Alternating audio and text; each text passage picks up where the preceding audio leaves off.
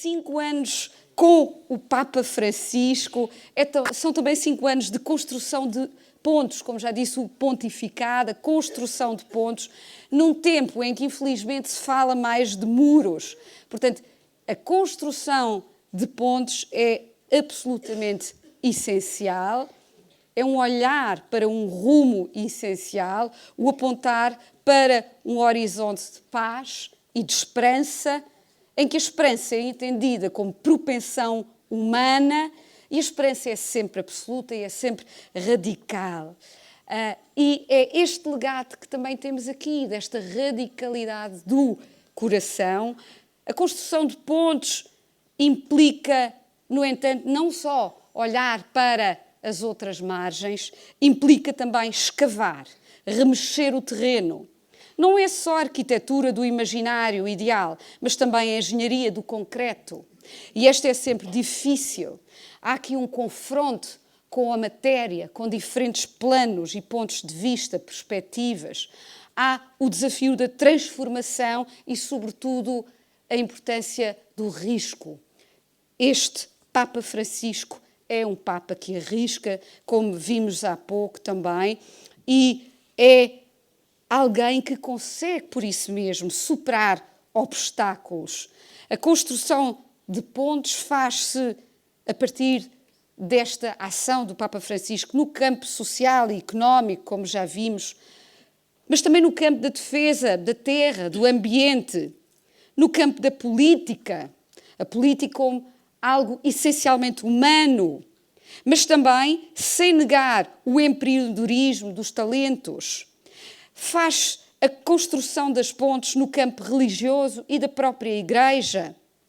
E este balanço de 5 anos é, por isso, muito, muito importante.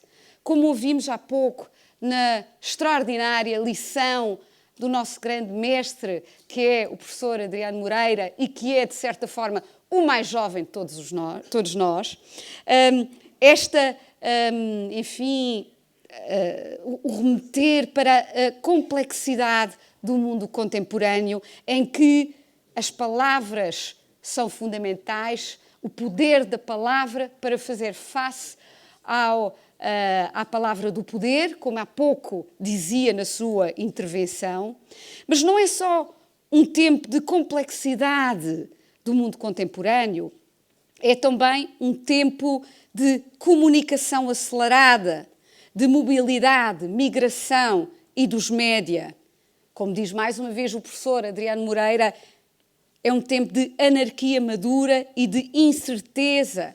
E aqui a mediação, a comunicação, tornou-se um dos fatores mais relevantes.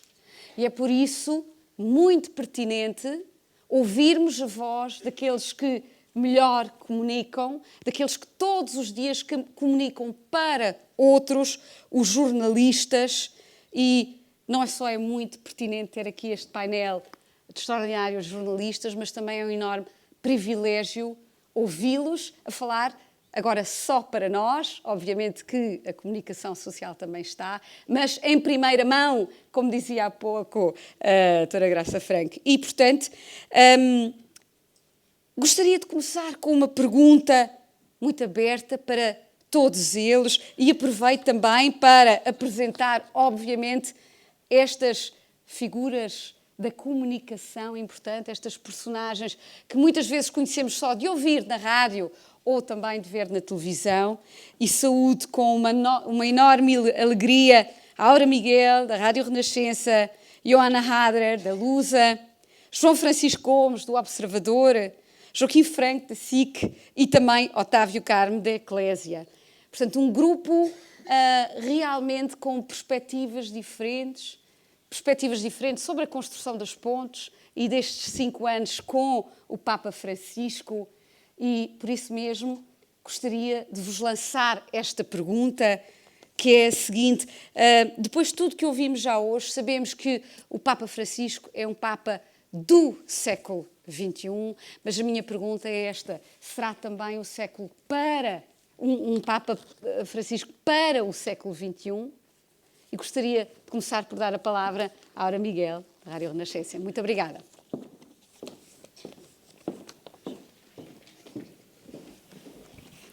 Boa tarde. Boa tarde a todos, muito obrigada pelo convite. É com grande alegria que aqui partilho convosco algumas facetas da minha experiência, porque, enfim, o primeiro desafio partia justamente pensando no século XXI, como é que seria o futuro da Igreja? No fundo era que futuro para a Igreja? Este foi o primeiro convite, que no fundo se inclui, é suficientemente vasto para começar a minha intervenção, porque não interessa tanto fazer futurologia, porque no presente é que é. E a única maneira de responder a essa pergunta é centrarmos no presente, na experiência do presente, porque é no presente que se encontra Cristo. Eu, por isso, proponho-vos a minha maneira de olhar e de seguir o Papa e a Igreja ao longo de mais de 30 anos, como sabem. E lembrando, às vezes, que é uma tentação que temos, que é perspectivar o futuro a partir do presente, mas introduzindo um esforço, uma ideia, uma dimensão ética, uma estratégia pastoral, até imensas boas intenções, quando o cristianismo, como sabemos, parte deste encontro de um acontecimento com uma pessoa viva que é Cristo. E para mim este é o ponto de partida com o qual eu olho para a vida da Igreja, incluindo o pontificado do Papa, qualquer que seja o Papa. E isto porque é que eu começo com uma espécie de preâmbulo? Porque nos média, que é o que nós todos representamos, existe muito esta tentação, que é talvez a mais imediata, não só nos média, é em todo lado, talvez divulgado por esta vertiginosa comunicação que move os meios de comunicação e as redes sociais, em que muitas vezes a Igreja é olhada como uma espécie de multinacional, com uma hierarquia, uns com mais executivos do que outros, e que com delegações espalhadas pelo mundo inteiro, de modo capilar, até podia ser paróquias, etc., estão a ver, dioceses, e que depois também tem uma espécie de CEO, que regularmente vai mudando. Há, no entanto, quando se encara a Igreja, na minha perspectiva, uma dimensão que é a dimensão mais decisiva e que é habitualmente ignorada. Porque, para falar da Igreja do Papa, a dimensão da fé é fundamental. Nós ouvimos esta tarde justamente esta belíssima conversa do Padre Tolentino com Graça Franco sobre isso mesmo, e como a Igreja, basta ter um bocadinho de recuo, no meio desta voragem da comunicação, um bocadinho de recuo para perceber como a Igreja é feita de homens e mulheres que, nas circunstâncias do seu cotidiano, vivem, com as suas qualidades e com os seus defeitos, esta experiência pessoal e comunitária concreta, enraizada em Cristo, com toda a dimensão do mistério que ela implica. Esta chamada dimensão do mistério é que perturba um pouco para quem quer controlar tudo e informar tudo aquilo que consegue. Dar espaço a essa dimensão de mistério, quando se fala da Igreja, é talvez o maior desafio, pelo menos na minha perspectiva, mas que é um elemento fundamental para considerar. E talvez por isso as análises mais frequentes sobre o Papa e sobre a Igreja ponham de lado essa dimensão, a dimensão da fé, que é por isso decisiva para falar do Papa e da Igreja. Mais depressa por isso se olha para a Igreja vista do lado de fora, ou então de maneira descomprometida, mesmo entre certos católicos, descartando aquilo que é incómodo, tipo, eu não tenho nada a ver com isso, como se fosse possível separar o Papa da Igreja. Nesta perspectiva, há 5 anos atrás, com a saída de Bento XVI, a Igreja, portanto, centrando nesta perspectiva à margem da dimensão da fé estrita, não é da fé, que é fundamental para olhar o corpo que é a Igreja, ela mais parecia um museu dos horrores, não é? Com tantos escândalos, traições, abusos, corrupção, imoralidades, vatilix. E hoje, na mesma perspectiva, 5 anos depois, os temas espinhosos continuam.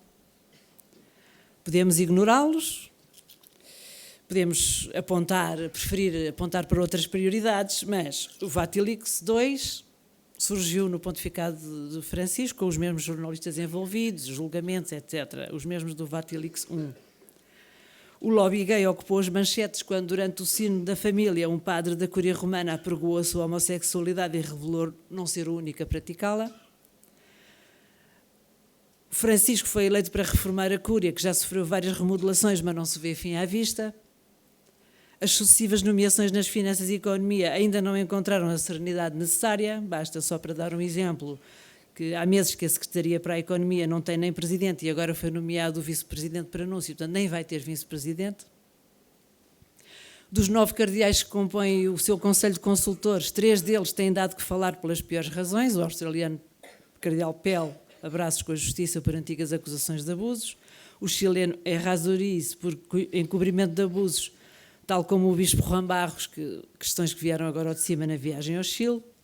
O hondurenho Maradiaga, acusado de acumular milhares de euros cujos destino desconhecido está a ser investigado.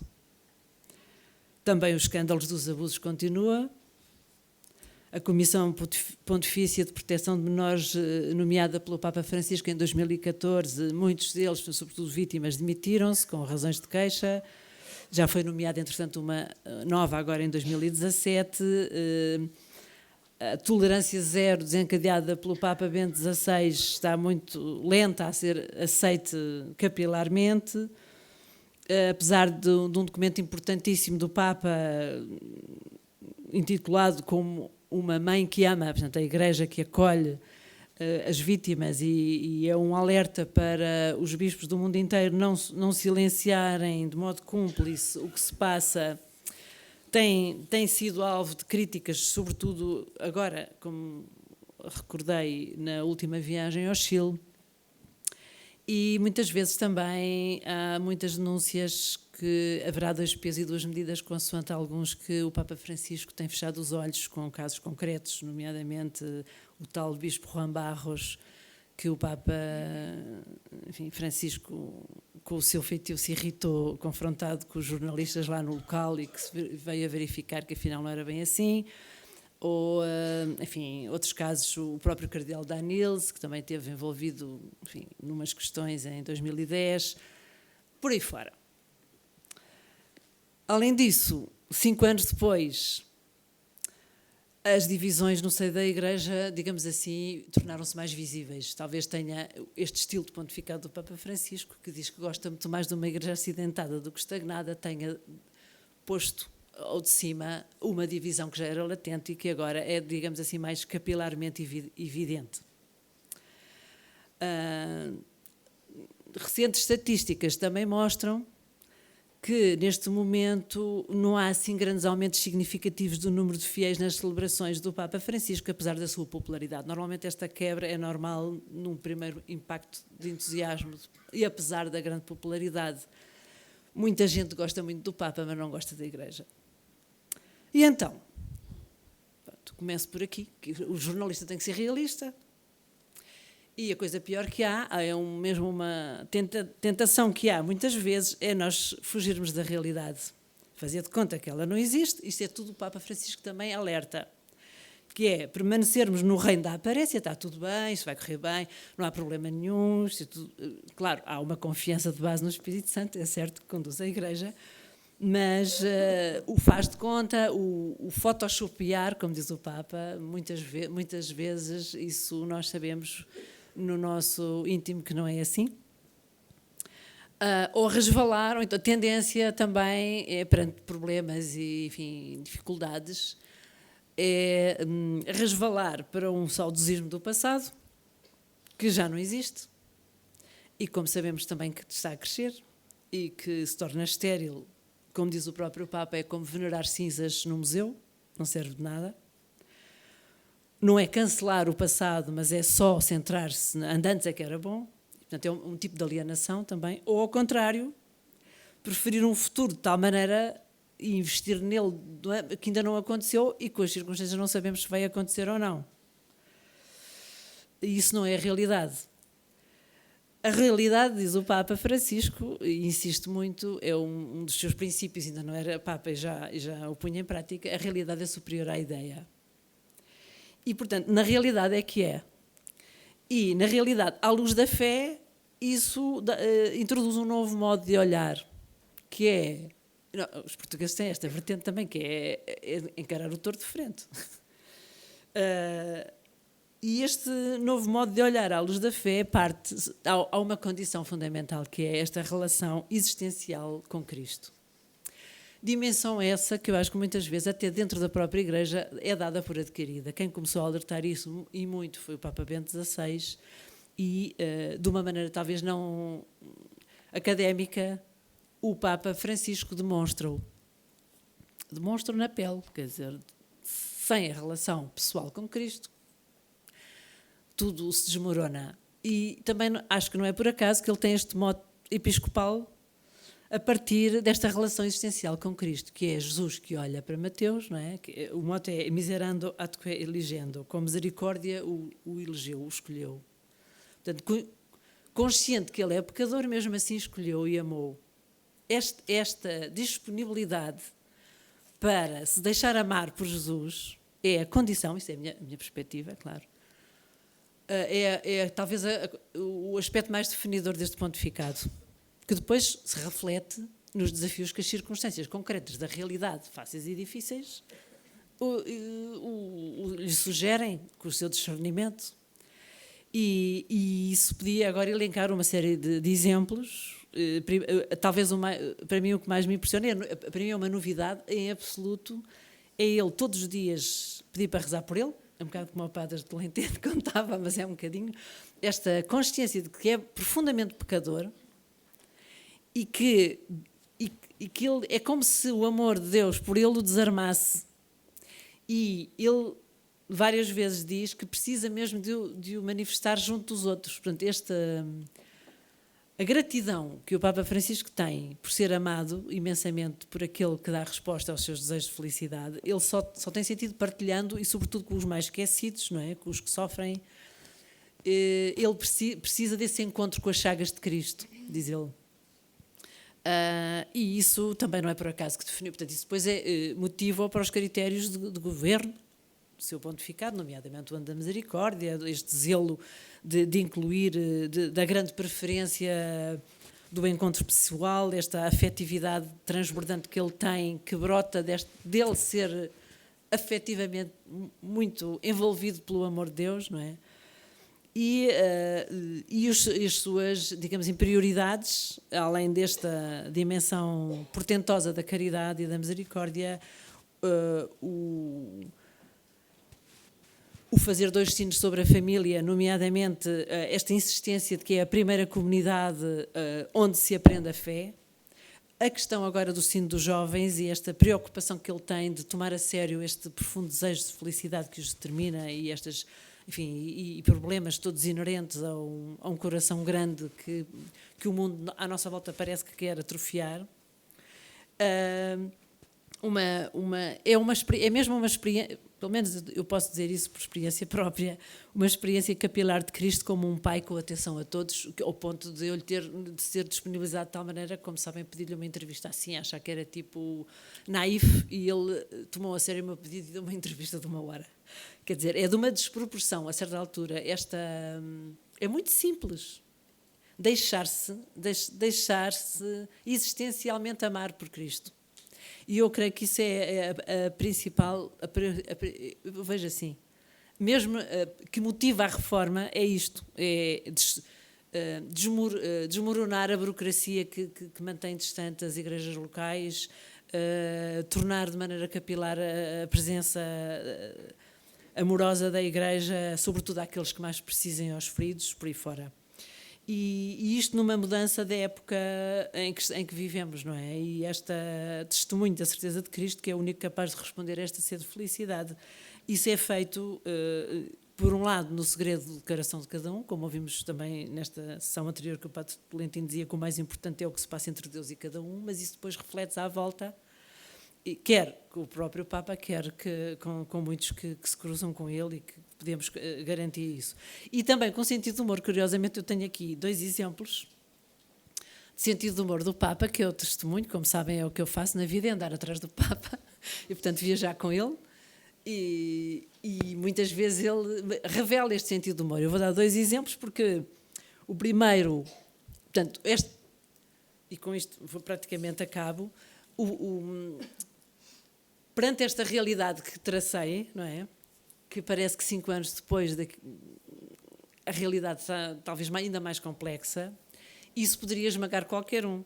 Aliás, quando ele, logo na passagem de testemunho de Bento XVI para o Papa Francisco, havia imagens que o Papa emérito entregou-lhe umas caixas, e dentro dessas caixas teriam os tremendos problemas que o terão feito resignar, por falta de energia, enfim, e como ele explicou. E logo na primeira viagem, no regresso da primeira viagem ao Brasil, quando foi ao Brasil, a Jornada Mundial da Juventude, houve uma pergunta muito interessante que era: Santo Padre, o que é que lhe tira o sono? Todos estávamos à espera que ele dissesse esta lista que eu acabei de dizer, que eu defini aqui, não é? São motivos mais que suficientes para tirar o sono ao Papa. E ele nem hesitou, nem hesitou não, ele esteve assim um bocadinho a pensar. Aliás, a pergunta era: qual foi, até agora, desde que o senhor é Papa, porque isto era julho, ele foi eleito em março, o que é que foi o melhor momento e o pior momento? Assim é que foi. O que é que lhe tira ao sono foi a minha pergunta. Já estou a ficar um bocado baralhada com tantos anos e tantas novidades imprevistos do Papa. Ele disse que não lhe tirava o sono, que dormia que nem uma pedra. Mas a pergunta era: nestes meses pontificado, qual foi o seu melhor momento e o seu pior momento? E ele disse: o melhor momento é um bocado difícil, porque é tanta coisa bonita que me está a acontecer. Portanto, ele estava ainda tipo recém-casado, tipo recém-eleito Papa. E o pior momento, nós todos à espera que ele dissesse sei lá, o que é que ele ia dizer, não é? Ficou tudo suspenso, e ele disse: isso é um bocado difícil. Pensámos nós, se calhar são tantos os piores momentos que ele não sabe dizer qual é o pior momento. Disse: já sei, foi uma malvada dor ciática que me apareceu durante estes meses. Portanto, isso mostra uma liberdade, quer dizer, que define muito o que é a vocação de Pedro, não é? Porque a vocação de Pedro, pelo menos na minha perspectiva, não é para facilitar a vida, não é para lhe facilitar a vida estar sentadinho no sofá, que é a coisa que ele mais odeia. Ainda hoje disse: por amor de Deus, não sejam cristãos arrumados a um canto, estacionados como um automóvel num parque de estacionamento. Não, saiam, não é? Portanto, mostra uma liberdade em relação aos problemas que tem em cima. E a outra foi agora recentemente no discurso à Cúria, justamente por causa da reforma da Cúria tão desejada e tão lenta, que lembrou, citando um bispo da Bélgica, que reformar a Cúria é mais difícil do que limpar estes filhos do Egito com uma escova de dentes. Portanto, isto só pode ser de alguém que tem estes problemas todos, não é? E que não é definido, quer dizer, a maneira como ele é Papa não é definido pela dimensão grave, podemos dizer assim, dramática, não sei, como quiserem, poupo os adjetivos dos problemas que tem pela frente. Então, como é que vai ser a Igreja no futuro? Quer dizer, como é que vai ser no século XXI? Eu acho que o próprio Papa nos dá esse exemplo, não é? Nós sabemos como a Igreja é construída sobre a rocha de Cristo, possui as promessas da vida eterna. Ainda agora, recentemente, saiu um documento da doutrina da fé que relembra isso, não é? Que a salvação está na Igreja, portanto, não há Papa sem Igreja, nem Igreja sem Papa. E esta salvação e a promessa de vida eterna não é porque os seus membros sejam mais santos do que os outros homens, quer dizer, a santidade é para todos, há uns mais santos que outros, mas sim porque Cristo prometeu a Pedro: tu és Pedro, e sobre esta pedra edificarei a minha igreja, e as portas do inferno não prevalecerão contra ela. E é com esta certeza vivida no presente, do qual Papa Francisco dá um grande testemunho, que o futuro da Igreja só pode ser encarado com esperança. Boa tarde.